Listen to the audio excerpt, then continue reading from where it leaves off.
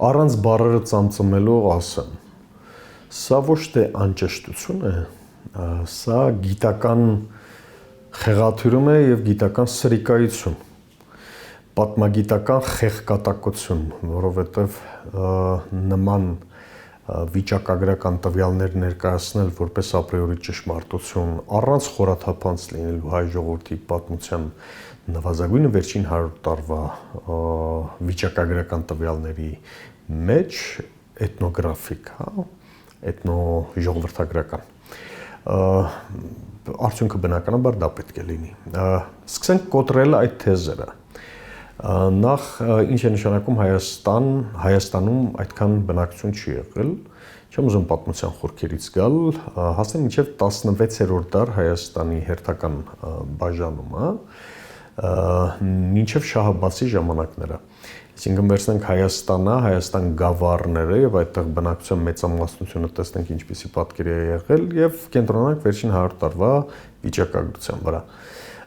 Միայն Շահ-Աբբասի օրոք 1604 թվականին հայերի 100,000-ավոր հայերի գաղթի կազմակերպումից հետո հայկական տարածքները դատարկվեցին, այդուհանդերձ մինչև 18-րդ դարասկիզբ հայկական գավառները շարունակում էին մնալ հայկական էթնիկ մեծամասնության հարաբերակցությամբ համեմատած մյուս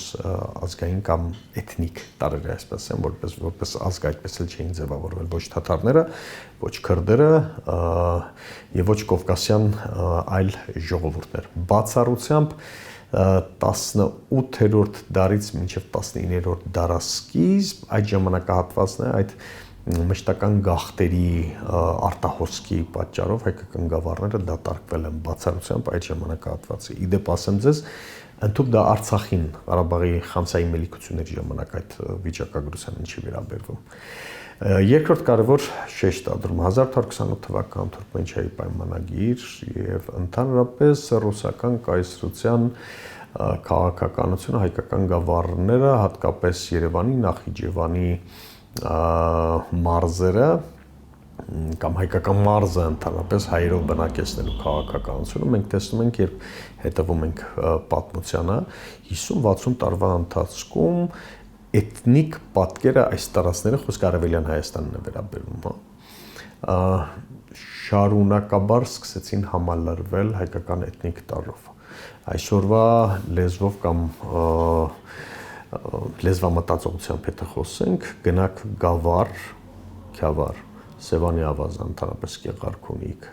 այդ կողմերը հարցնեք, թե ձեր պապերը որտեղից են գաղթել կամ նույնիսկ Վայոց ձոր կամ Սյունիք, բոլոր մեր այն պապերը, որոնք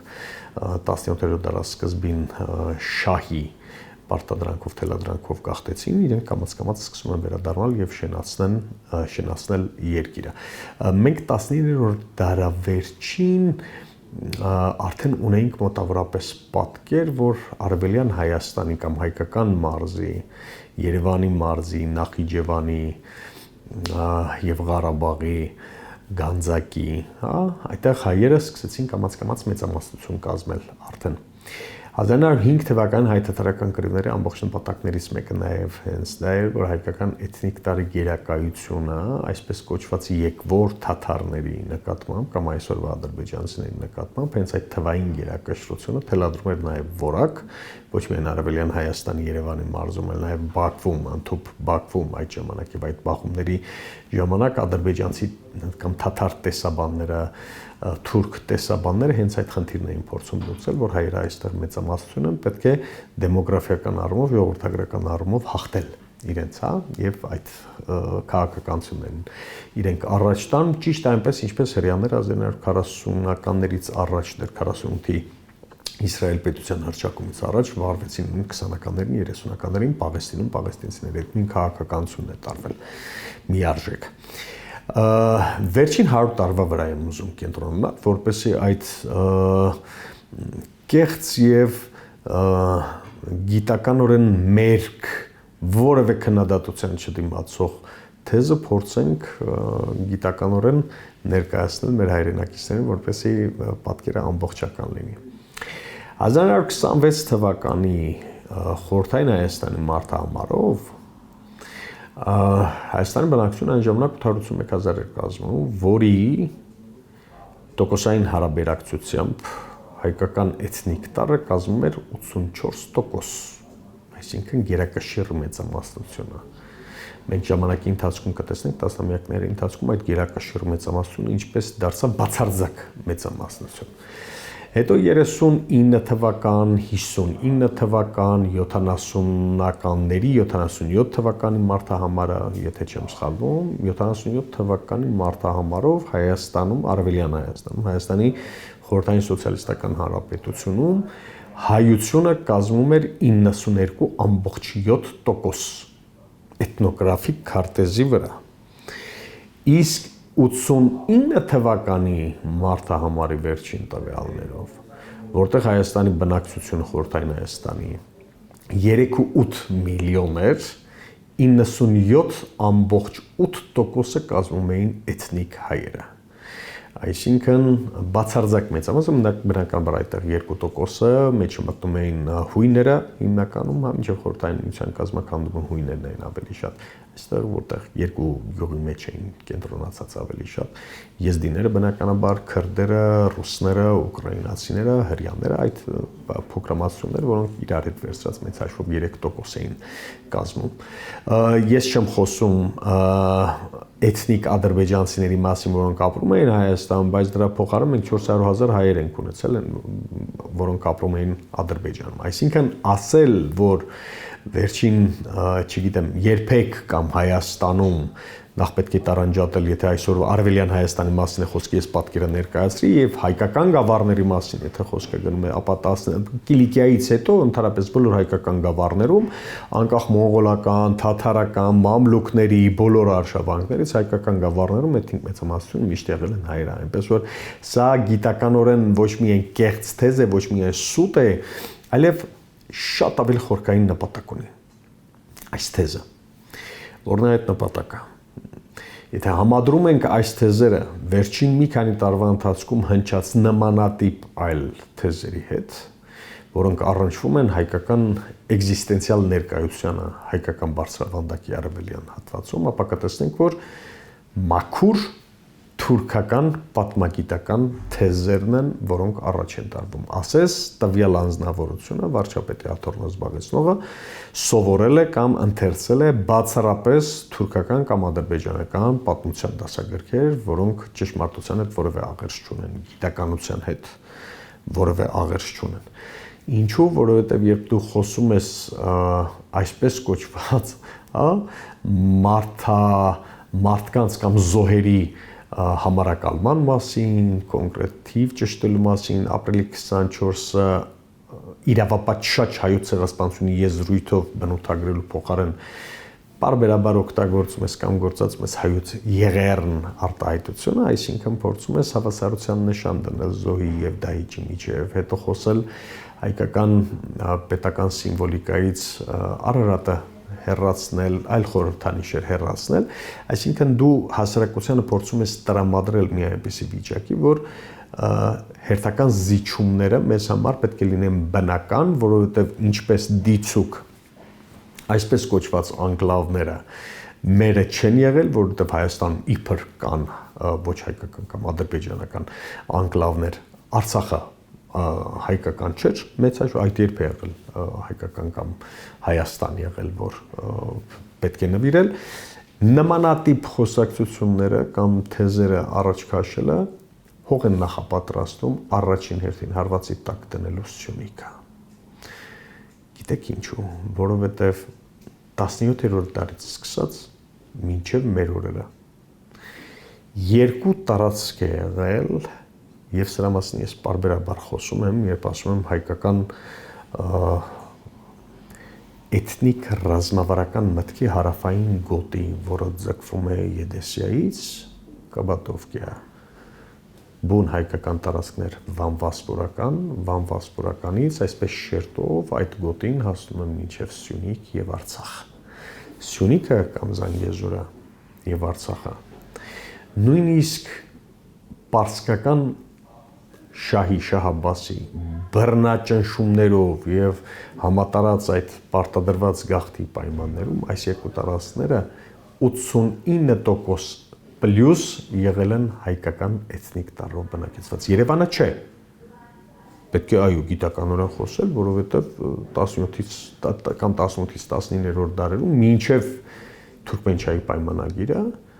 մինչև Երևանի բերդի գրավումը, պատկերը այդպես չի եղել, դրանից հետո է բարեփոխվել բնականաբար, այսինքն վերջին գրեթե 200 տարվա ընթացքում ռուսական կայսրության իր բոլոր թերություններով հանդերձ, իր բոլոր հակահայկական ընդգծված գործողություններով հանդերձ ռուսական էթնոգրաֆիկ քաղաքականությունը այս տարածաշրջանում միշտ հենված է եղել այն ելակետի վրա, որ պետք է բալանսավորումը պահել էթնիկ տարրերի եւ դա էր պատճառը, որ թե Օսմանյան կայսրությունից, թե շահական Պարսկաստանից հայերի գաղթը խրախուսվեց, հայկական բնակավայրեր։ Երևանը ունեցել է փոփոխվող պատկեր։ Թաթարներ են եղել, այսօրվա ադրբեջանցիներ, քրդեր են եղել, այլ փոքրամասնություններով է լցված եղել, բայց Երևանը այդ ժամանակ հայկական քաղաքակրթության մայրաքաղաքը չէր, ընդհանրապես Կովկասի մայրաքաղաքը Թիֆլիսն էր, բայց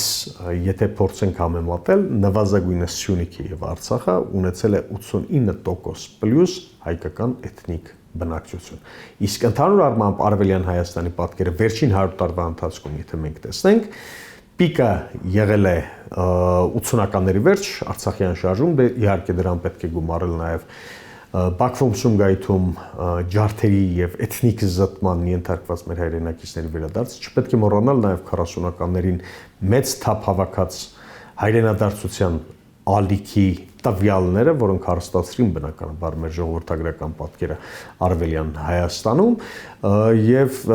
97% էթնիկ հայերով բնակեցված տարածքին ասել, թե երբեք 90%-ով բնակեցված չի եղել, սա պարզապես խեղկատակություն է, գիտական կրկեսի, այսպես ասենք, հերթական բեմականացում, որի նպատակների մեջ չեմ ուզում խորանալ, բայց պարզը, որ այդ նարատիվը ծառայում է բացառապես թուրք-ադրբեջանական տանդեմի գիտական դիվանագիտության իր առջև դրված խնդիրներին։ Արտաքին ուժերին փոխանցում են բացառապես մեկ ազդակ, որ մենք պատրաստ ենք զիջումների։ Մենք պատրաստ ենք այսպես կոչված հասարակություններին պատրաստել խաղաղության։ Այս թեզը նոր չէ, այս թեզը 30 տարի, դեռ ավելին, ես շատ լավ հիշում եմ 90-ականների երկրորդ կեսից, երբ թուրքական պատմագիտական ընկերությունը շատ լուրջ լոբինգ էր իրականացնում, օրինակ դիցուկ UCLA-ում, Կալիֆոռնիայի համալսարանում, մեծ գումարներ էին ներդնում այդտեղ, որպեսզի կարողանան գիտական միտքը գնել, գողանալ եւ հայերի այսպես կոչված եկվորության տեսությունը, որը բուն թուրքական թեզ է, ապացուցել արդեն համաշխարհային մակարդակով։ Հայերը եկվոր են, թուրքական թեզը համազոր է Նիկոլ Փաշինյանի այդ հայտարարությանը, թե իբր այս տարածքում 90%-ով բնակչություն չի եղել հայերի։ Ոչ թե որ ինքը չգիտի այդ ամբողջը, նվազագույնը ենթադրում եմ պետական համակարգում կիսագրագետ մի պատմաբան կլինի, որ նրանց հուշի, որ նման հիմար հայտարարություններ չի կարելի անել, որոնք ոչ միայն օբյեկտիվ չեն, այլև ծառայում են թշնամական տրամադրված պետությունների կամ ժողովուրդների օրակարգերին։ Ինձ մնում է բացառապես ասել, որ եթե ինքը հիմար չէ, ապա ավելի հիմար վիճակում հայտնվելու մեղավորն ու պատասխանատուն հենց ինքն է, որովհետև հող է նախապատրաստում բացառապես գալիք տարածքային զիջումներին, որպեսզի ժողովուրդը Հայաստանում ամբողջությամբ թուլան դե սկսեն արդեն կասկածել։ Ինչ արեց ինքը Արցախի հետ կապված։ Սկզբում հայտարարեց Արցախը Հայաստան է, հետո հայտարարեց, որ այդ երբ է եղել Արցախ-Հայաստան։ Հիշեք 22 թվական սեպտեմբերի 13-ին Բաղրամյան փողոցում 50,000 մեր հայրենակիցների բողոքի ճնշման հետևանքով ինքը գիշերը դեղերը չխմած բնականաբար մտավ եթեր եւ հայտարարեց ես նման բան եմ ասել, ես նման բան չեմ ասել։ Այսինքն երբ չի տեսնում դիմադրություն, երբ չի տեսնում պատասխան հարված, պատասխան ապտակ իր գիտական ապուշություններին կամ հրապարակախոսական հիմարություններին, ինքը պիտի շարունակի այդպես ասել։ Գումարած այս ամբողջին, որ նախընտրական շրջանը եւ մեսիջները կամ ուղերձները հղվում են արտաքին աշխարհին, մասնավորապես իր երկու գլխավոր հովանավոր մայրաքաղաքներին, որոնք մնացել են, եղել են, կան եւ շարունակել են իրեն թեւթիկուն կանգնել այս ընտրություններում, Բաքվին եւ Անկարային։ Տրամաբանական շարունակությունը հենց այդ նույն գիծը։ Այսինքն ժխտում ենք կամ վերանայում ենք պատմությունը, ցեղասպանության հարցում ռևիզիոնիզմ կամ պատմության վերանայում ենք, վերատեսության ենք ենթարկում պատմությունը, սկսում ենք վիճարկել թվերը, թերարժեքության դաշտ ենք տեղափոխում, արդեն այս 4 փուլերի ընթացքում հասարակությունը որոշակի հոգեբանական տրավմայի մեջ է գտնվում եւ սպասողական վիճակի թե վերջը տրամաբանական ավարտը ինչ պիտի լինի, հետո հայտարարում է, որ մենք տարածքներ ունենք դեր հանձնելու, այսինքն բացահայտ խոսում է այդ ամեն ինչի մասին եւ հող է նախապատրաստում կամ նվազագույնը չի արձագանքում այսպես կոչված 300,000 ադրբեջանցիների վերադարձի մասին, այսինքն այդ ադրբեջանցիները որտեղ պիտի ապրեն, առաջինը պիտի գան իրենց նախկին այսպես կոչված բնակության վայրերում, իսկ այդ անկլավներ կոչեցյալները հանձնելուց հետո Ադրբեջանը պիտի ասի մենք վստահություն չունենք, որ հայկական իշխանությունները կկարողանան ադրբեջանցիների անվտանգությունը պաշտպանել։ Ուստի եւ մենք զորակազմերով այդտեղ պիտի ներկա լինենք, եւ այդպես ստացվում է, որ սկզբում ժխտեցին ցեղասպանությունը, ավարտը եղավ տարածքների հանձնում եւ այդ տարածքների վրա ադրբեջանցիների բնակությունը։ Տրամաբանությունը շղթան շատ պարզ է։ Հենց այս շղթան է պետք բացատրել մեր ժողովրդին, թե չէ ներողություն նախընտրական շրջանում մեկ քաղաքական ուժ խոստանում է 10,000 աշխատատեղ ավելի, մյուսը 20-ը պակաս կամ մյուսը սա կամ այս իշխանությունը հերթական փուչիկ հայտարարություններ անում, մասկի շոուներ, հա, բեմականացնում թոշակ կբարձրացնենք զինծառայության ժամկետը։ Խնդիրը այստեղ չէ, մենք այդ դետալների մեջ չպետք է խորանանք։ Կա մեծ խնդիր անվտանգություն, կա այդ անվտանգության խնդիրը թերարժևորող կուսակցություն, իշխող քաղաքացիական պայմանագիր կուսակցությունը եւ կան ծափ տվող շրջանակներ։ Եվրոպան կլռի, Արևմուտքը կլռի, Ռուսաստանը գուցե լռի, գուցե չլռի, չգիտեմ։ Բայց եթե մարդիկ թերահավատ են այս հարցում, թող բացեն բոլոր արխիվները եւ տեսնեն, իսկ արխիվները բացել էլ կարիք չկա։ Ամենա ոչ գիտական, ամենա պրիմիտիվ, պարզունակ որոնողական համակարգերուն անգամ, եթե մենք նման տվյալներ փորձենք մտքագրել, ապա կտեսնենք պատասխան, որ այո, հայկական գավառներում, հատկապես Արևելյան Հայաստանում, վերջին 100 տարվա ընթացքում էթնիկ բացարձակ մեծամասնությունը եղել են հայերը, ասում եմ, նույնիսկ խորհրդայնացումից հետո 29 թվականի առաջին մարտահամարով, խորհրդային մարտահամարով, հայերը 88% պլյուս էին, իսկ ցարական Ռուսաստանի 1897 թվականի մարտահամարով, այդտեղ հստակ ամրագրվում է, որ Երևանում եւ մնացած այլ վայրերում բնակչության մեծամասնությունը, բացարձակ մեծամասնությունը հայեր են։ Նիկոլ Փաշինյանի ներկայությունը թույլատրել է հայկականությունը ընդհանրապես ամբողջ աշխարհում իր բոլոր դրսևորումներով։ Մենք չպետք է առանձնացնենք գիտական աշխարհը կուժեղանա, այստեղ այս մեկը կթուլանա։ Իր կերպարը, իր գաղափարախոսությունը, որը չկա, հա, որպես այդպեսի ինքը պանթուրքիզմ է դավանում մեծ հաշվով։ Այնինչ մենք կոչում ենք նիկոլիզմ, հա։ Այդ նիկոլիզմի քաղցկեղածին հետևանքները մենք զգում ենք ամեն օր ամբողջ աշխարհում, դիվանագիտության ոլորտում, ռազմարտունաբերության, անվտանգության, կրթության, մշակույթի բոլոր ոլորտներում։ Այսինքն այնպես չէ, որ աշխարհը պիտի ծափ տա, ասի որ տեսեք, աշխարհը ծափ է տալիս բացառապես թույլին, որպես շարունակի իր զիջումները։ Ուժեղին ծափ չեն տալիս, ուժեղից զգուշանում են։ Հայաստանից զգուշանում էին։ Հիմա Հայաստան չեն զգուշանում, դրա համար ծափ են տալիս շարունակիր այս զիջումների քաղաքականությունը։ Այսինքն եվրոպական համայնքի գագաթնաժողով եղավ մեծ հաշվով քաղաքական համայնքը այստեղ։ Որևէ մեսիջ հնչեց այստեղ հայկական էգզիստենցիալ գոյությանը սպառնացող ադրբեջանական օկուպացիայի դեմ։ Ֆրանսիայի նախագահը հայտարարեց, որ ես անպայման կխոսեմ, այսպես կարծես գլուխը շոյելու նման մի բան լիներ։ Ձեր քարավ մեզ բոլորիս, իսկ մեր հայրենակիցներից շատերը, որոնք արբեցած են այս ամեն ինչով եւ գիտեն, որ աշխարհը սկսվում եւ ավարտվում է Շենգենյան վիզա ունենալու այսպես այդ հնարավորությամբ, որը իրատեսական չէ, այլ նախընտրական ընդամենը խայծ է կամ գործող իշխանությանն աջակցելու հերթական քարտ բլանշը։ Ինչ արեցին, խոսեցին, գերիների մասին խոսեցին, 440 կիլոմետր տարածքում Ադրբեջանը մխրճված է Հայաստանի ռազմավարական նշանակության բարձունքներում, որևէ քայլ արեցին։ Այստեղից եզրակացություն ոչ թե հույսը պետք է դնել դրսի վրա, այլ պետք է սեփական ուժերով փորձել աշխատել այդ ամբողջը, եթե կարողանում ես հաջողել, դու դրսից կունենաս աջակցություն։ Չես անում, հաջողություն չես ունենալու դրսում։ Հիմա մենք ներսում ինչ ենք անում կամ այս իշխանությունը ինչ անում։ Պատվազրկում է սեփական ազգին, սեփական ժողովրդի պատմությունը, սեփական պետության պատմությունը։ Հայ ժողովրդի պատմություն արտահայտությունը կամ առարկան, հա, մենք վերջին, չգիտեմ, մի քանի սերունդ նվազագույնը մեր մեծ հայրերից սկսած մինչև մեր ծնողները, հա, այդպես են անցել հայ ժողովրդի պատմություն։ Վերանվանել Հայաստանի պատմություն։ Տեսեք, հետո Հայաստանը դարձնել հայերով չբնակեցված կամ բացարձակ մեծամասնություն չունեցող, այսինքն ստացվում է, որ Հայաստանի պատմությունն էլ կամ հայ ժողովրդի պատմությունը արժեզրկվում է, հայկական էթնիկ տարր այդտեղից դուրս է գալիս եւ պարարթող է դառնում հերթական զիջումների եւ մաս